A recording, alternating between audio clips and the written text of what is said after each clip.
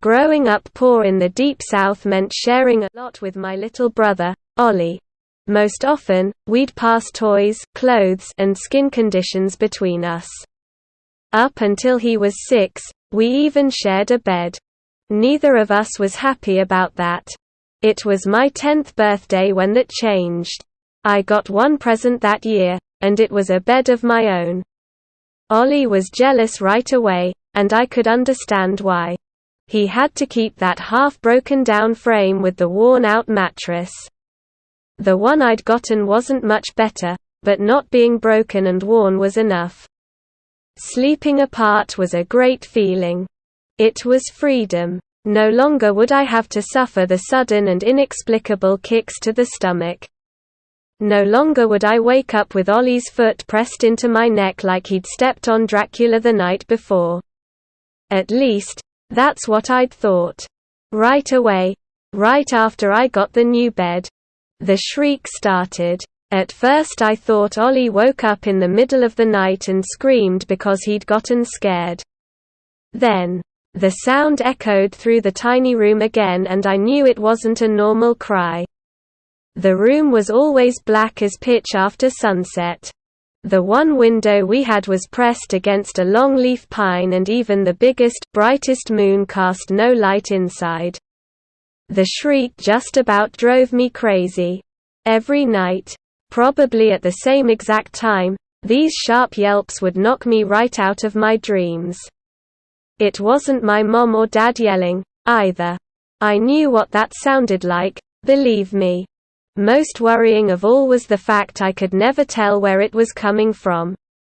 It seemed completely random. One night it'd come from somewhere near the closet. The next, it'd shoot out from a corner of the ceiling. Any hope I'd had of having my own space would get dashed every time as Ollie would silently slip into the bed with me, shaking like crazy.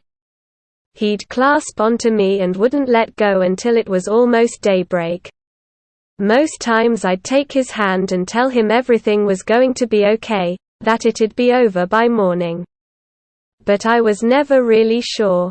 Over time, the shriek started changing. At first it was only by small degrees. But eventually it took on the primal hooting sound of a primate calling out its fierce warning. I had to clasp pillows to my ears just to keep from going deaf. Mom and Dad never believed me or Ollie. Basically because the thing, whatever it was, refused to make a peep when they were in the room. Apparently they couldn't even hear it through the walls even though it was damned sure loud enough. The shriek just got worse and worse until I felt like I couldn't take it anymore. Me and Ollie were doing really bad in school, and we just had no energy at all. I could sleep more deeply with my head propped up and eyes open in the middle of class than in my own room at night. Then, thankfully, we moved out of the house nearly a year later.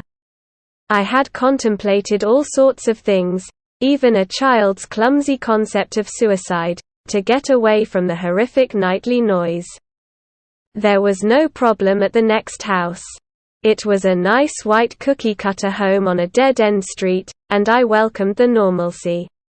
What's more, when we moved in there was a bunk bed waiting for me and Ollie.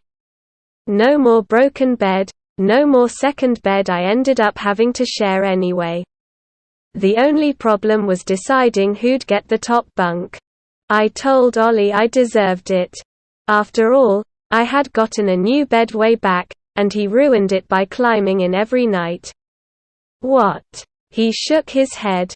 I never did that. I had always wondered why the noise stopped the second I was sharing my bed. Now I had the answer. The end.